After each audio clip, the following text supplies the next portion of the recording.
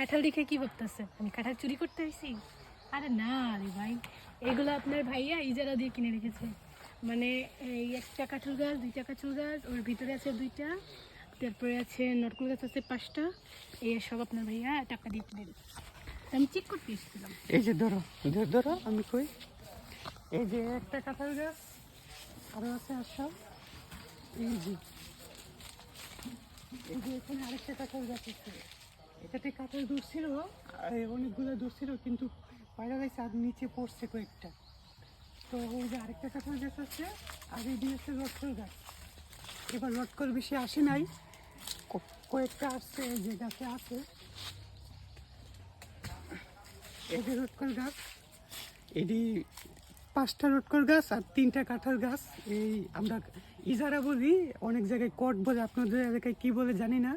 মানে 25,000 টাকা দিছি, যতদিন না পর্যন্ত উনি টাকা ফেরত দিবে ততদিন এই গাছের ফল আমরা খাবো।